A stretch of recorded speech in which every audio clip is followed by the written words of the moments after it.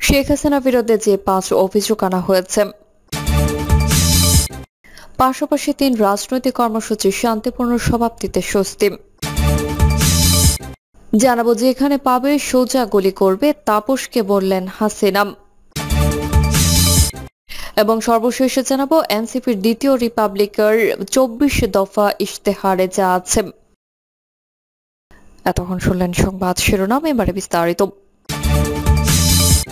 শেখ হাসিনার বিরুদ্ধে যে ৫ অভিযোগ আনা হয়েছে, জুলাই গণঅভ্যুত্থানে ক্ষমতাচ্যুত সাবেক প্রধানমন্ত্রী শেখ হাসিনা সহ ৩ আসামির বিরুদ্ধে ঊর্ধ্বতন নেতৃত্বের দায়, ষড়যন্ত্র, উস্কানি, হত্যা, পরিকল্পনা সহ মানবতা বিরোধী অপরাধের ৫টি অভিযোগ গঠন করেছে আন্তর্জাতিক অপরাধ ট্রাইব্যুনাল।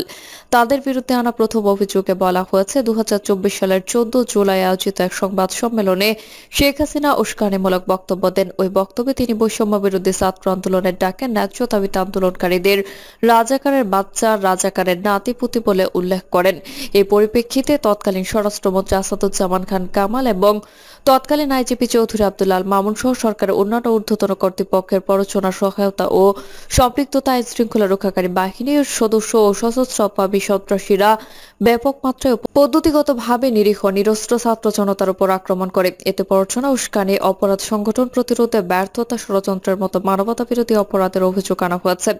দ্বিতীয় অভিযোগে বলা হয়েছে, শেখ হাসিনা হেলিকপ্টার, ড্রোন ও প্রাণঘাতী অস্ত্র ব্যবহারের মাধ্যমে আন্দোলনকারীদের হত্যা করে নির্মূলের নির্দেশ দিয়েছেন, যা বাস্তবায়ন করেছেন সাবেক স্বরাষ্ট্রমন্ত্রী আসাদুজ্জামান খান কামাল এবং পুলিশের সাবেক মহাপরিদর্শক চৌধুরী আব্দুল আল মামুন। অপরাধ সংগঠনের নির্দেশ, সহায়তা, সম্পৃক্ততা এবং ষড়যন্ত্রের মাধ্যমে আসামিরা মানবতা বিরোধী অপরাধ করেছেন বলে অভিযোগে বলা হয়েছে। রংপুরের বেগম রোকেয়া বিশ্ববিদ্যালয়ের শিক্ষার্থী আবু সাইদ হত্যার ঘটনায় তৃতীয় অভিযোগটি আনা হয়েছে। শেখ হাসিনা সহ ৩ জনের বিরুদ্ধে প্ররোচনা, উস্কানি, ষড়যন্ত্র, সহায়তা, সম্পৃক্ততার অভিযোগ আনা হয়েছে। এই অভিযোগে ৪ নম্বরে গত বছরের ৫ আগস্ট ঢাকার চাংখারপুল এলাকায় আইনশৃঙ্খলা বাহিনী কর্তৃক আন্দোলনকারী ৬ জনকে গুলি করে হত্যার অভিযোগ আনা হয়েছে। এতে বলা হয়েছে, হত্যার নির্দেশ, প্ররোচনা, উস্কানি, সহায়তা, ষড়যন্ত্র, সম্পৃক্ততার মতো মানবতা বিরোধী অপরাধ করেছেন শেখ হাসিনা সহ ৩ আসামি। পঞ্চম অভিযোগ, ৩ আসামির বিরুদ্ধে আশুলিয়ায় নিরীহ নিরস্ত্র ৬ জনকে আগুনে পুড়িয়ে মারার ঘটনায় অভিযুক্ত করা হয়েছে। পাশাপাশি ৩ রাজনৈতিক কর্মসূচির শান্তিপূর্ণ সমাপ্তিতে স্বস্তি। দেশের রাজনৈতিক অঙ্গন অন্যান্য একটি দৃষ্টান্ত দেখল রোববার। একই এলাকায় ৩টি রাজনৈতিক দল বা সংগঠনের কর্মসূচি হয়েছে কোনো ধরনের উস্কানি বা অপ্রীতিকর ঘটনা ছাড়াই। এসব কর্মসূচির শান্তিপূর্ণ সমাপ্তিতে নগরবাসী স্বস্তি প্রকাশ করেছেন। কেউ কেউ এটিকে রাজনৈতিক সহনশীলতা উল্লেখ করে প্রশংসাও করেছেন। এদিন বিকেলে শাহবাগে জুলাই গণঅভ্যুত্থান, শোক ও বিজয়ের প্রথম বর্ষপূর্তি উপলক্ষে সমাবেশ করেছে জাতীয়তাবাদী ছাত্রদল। প্রায় একই সময় কেন্দ্রীয় শহীদ মিনারে সমাবেশ করেছে জাতীয় নাগরিক পার্টি এনসিপি। আর ২ স্থানের মাঝের জায়গায় সোহরাওয়ার্দী উদ্যানে ছাত্র জনতার অভ্যুত্থান ২০২৪ শীর্ষক স্মৃতি লিখন প্রতিযোগিতার পুরস্কার বিতরণী অনুষ্ঠান করেছে ইসলামী ছাত্র শিবির। ৩ কর্মসূচি শেষ হয়েছে কোনো ধরনের অপ্রীতিকর ঘটনা ছাড়াই। উপরন্তু ছাত্রদলের সমাবেশের পর সংগঠনটির নেতাকর্মীরা আয়োজন স্থলের আবর্জনা পরিচ্ছন্ন করে প্রশংসা করান। অবশ্য এর আগে ছাত্রদল কেন্দ্রীয় শহীদ মিনারের সমাবেশের ঘোষণা দিয়েও পরে এনসিপির অনুরোধে সেখানে আয়োজন থেকে সরে আসে। তাদের সেই উদারতাও ব্যাপকভাবে প্রশংসিত হয়। রাজধানীর রামপুরা থেকে গুলিস্তানগামী একটি যাত্রীবাহী বাসে এ নিয়েই আলোচনা চলছিল যাত্রীদের মধ্যে।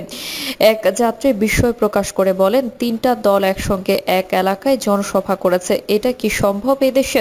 তার কথার প্রেক্ষিতে বাসের অন্য যাত্রীরা বলেন, গত ২ যুগেও এমনটা কেউ কল্পনাও করতে পারেনি।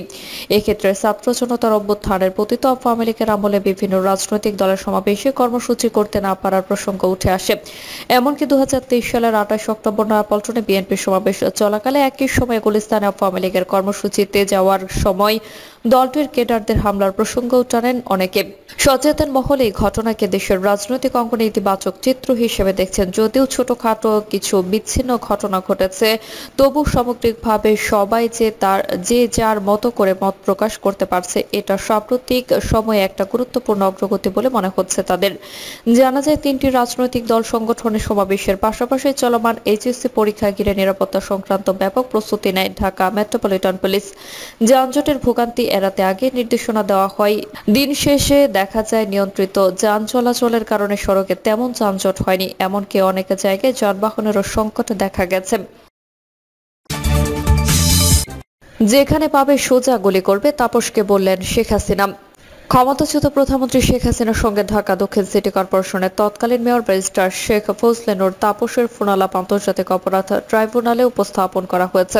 রোববার সূচনা বক্তব্যে চিফ প্রসিকিউটর মোহাম্মদ তাজুল ইসলাম ট্রাইব্যুনালে এই ফোন আলাপ তুলে ধরেন। বিচারপতি মোহাম্মদ গোলাম মুর্তজা মজুমদারের নেতৃত্বাধীন ৩ সদস্যের আন্তর্জাতিক অপরাধ ট্রাইব্যুনাল একের সূচনা বক্তব্যের পর একজন সাক্ষী সাক্ষ্য দেন। ফোন আলাপে শেখ হাসিনাকে স্পষ্ট করে মারণাস্ত্র ব্যবহারের নির্দেশ দেওয়ার কথা বলতে শোনা যায়। আন্দোলনকারীদের যেখানেই পাওয়া যাবে সেখানেই যেন গুলি করা হয় এমন নির্দেশ দিয়েছিলেন শেখ হাসিনা। তাপসের সঙ্গে শেখ হাসিনার ফোন আলাপ। শেখ হাসিনার দরকার নাই, ওটা দরকার নাই, আমি সেনা প্রধানের সাথে কথা বলছি, ওরা রেডি থাকবে, ঠিক আছে। এখন তো আমরা অন্য করতেছি, ড্রোন দিয়ে ছবি নিচ্ছি আর হেলিকপ্টারে হচ্ছে, মানে কয়েক জায়গায়। তাপস, তাহলে ওই কিছু ছবি দেখে পাকড়াও করা যায় না রাতের মধ্যে? শেখ হাসিনা সবগুলোকে অ্যারেস্ট করতে বলেছি রাতে। তাপস, হ্যাঁ, পাকড়াও করলে ওদেরকে। শেখ হাসিনা, না, ওটা বলা হয়ে গেছে, ওটা নিয়ে র্যাব, ডিজিএফআই, এনএসআই সবাইকে বলা হয়েছে যে যেখান থেকে যে কয়টা পারবা ধইরা ফেলো। তাপস, যে শেখ হাসিনা, না, ওটা বলা আছে। আর যেখানে গ্যাদারিং দেখবে সেখানে ওই উপর থেকে করাচ্ছে, অলরেডি শুরু হয়েছে কয়েকটা জায়গায়। তাপস, যে শেখ হাসিনা হয়ে গেছে। তাপস, জি মোহাম্মদপুর থানার দিকে মনে হয় ওরা যাচ্ছে, একটা আমাকে স্বরাষ্ট্রমন্ত্রী বলল। শেখ হাসিনা, মোহাম্মদপুর থানার দিকে। তাপস, হ্যাঁ, শেখ হাসিনা ওখানে পাঠাইয়া দিক র্যাবকে। তাপস, জি, তাহলে আপনার নির্দেশনা লাগবে। উনি এখনো, মানে শেখ হাসিনা, আপনার নির্দেশনা দেওয়া আছে, ওপেন নির্দেশনা দিয়ে দিচ্ছি। এখন লেথাল ওয়েপেন ব্যবহার করবে, যেখানে পাবে সোজা গুলি করবে। এনসিপির দ্বিতীয় রিপাবলিকের ২৪ দফা ইশতেহারে যা আছে। দ্বিতীয় রিপাবলিক প্রতিষ্ঠায় নতুন সংবিধান প্রণয়ন, জুলাই অভ্যুত্থানের স্বীকৃতি ও বিচার, গণতন্ত্র, রাষ্ট্রীয় প্রতিষ্ঠানের সংস্কার সহ ২৪ দফা ইশতেহারের ঘোষণা করেছেন জাতীয় নাগরিক পার্টির আহ্বায়ক নাহিদ ইসলাম। ইশতেহারের ঘোষণার আগে জুলাই অভ্যুত্থানের বা গণ অভ্যুত্থানের শহীদ ও আহতদের প্রতি শ্রদ্ধা জানিয়ে নাহিদ ইসলাম বলেন, গত বছর এই দিনে এই শহীদ মিনার থেকে আমরা ঘোষণা করেছিলাম ফেসিবাদী ব্যবস্থা বিলোপের সেই ঐতিহাসিক এক দফা কোনো ব্যক্তি, দলের বা কোনো সংগঠনের পক্ষ থেকে ঘোষণা করা হয়নি। এক দফা ঘোষণা করা হয়েছিল বাংলাদেশের জনগণের পক্ষ থেকে, বাংলাদেশের অভ্যুত্থানকারী ছাত্র জনতার পক্ষ থেকে। এক দফার প্রকৃত ঘোষক বাংলাদেশের জনগণ, বাংলাদেশের অভ্যুত্থানকারী ছাত্র জনতা এবং শহীদ ভাই বোনেরা। ইশতেহারের লিখিত বক্তব্যে নাহিদ ইসলাম বলেন, জুলাই ২০২৪ ছাত্র শ্রমিক জনতার বিপুল গণবিস্ফোরণ ছিল দীর্ঘদিনের পুঞ্জীভূত এই অপশাসনের বিরুদ্ধে পরিবর্তনের গণরায়। আমাদেরকে স্মরণ রাখতে হবে, হাজারো শহীদের রক্তের বিনিময়ে অর্জিত আমাদের এই নতুন স্বাধীনতা কেবল সরকার পরিবর্তনের জন্যই ঘটেনি। যে ব্যবস্থার মধ্য দিয়ে ফেসিবাদ কায়েম হয়, আমরা সেই ব্যবস্থার পরিবর্তন চেয়েছিলাম। সংস্কারের পক্ষে এনসিপির অবস্থান তুলে ধরে বক্তব্যে নাহিদ ইসলাম বলেন, গত এক বছরের রাষ্ট্রের মৌলিক ও কাঠামোগত সংস্কারে বিভিন্ন শক্তিশালী পক্ষের বিরোধিতার মুখেও এনসিপি আপনার পক্ষ থেকে মৌলিক সংস্কারের জন্য সুদৃঢ় অবস্থান নিয়েছে। আমরা বিশ্বাস করি এই মৌলিক সংস্কারগুলোর পুরোপুরি বাস্তবায়ন ছাড়া ফেসিবাদী কাঠামো ভেঙে ফেলে আমাদের ২৪-এর গণঅভ্যুত্থান গণতান্ত্রিক বিপ্লবে রূপান্তরিত হবে না। নাহিদ ইসলাম বলেন, ফেসিবাদ পতনের বছর পূর্তিতে এই জুলাই আমরা টেকনাফ থেকে তেতুলিয়া, জাফলং থেকে সুন্দরবন, বাংলাদেশের আপামর ছাত্র শ্রমিক জনতা, আবাল বৃদ্ধ বনিতা, চায়ের টঙের দোকান থেকে ডাক্তার, ইঞ্জিনিয়ার, চা শ্রমিক, আপনাদের সবার ভালোবাসায় সিক্ত হয়েছে।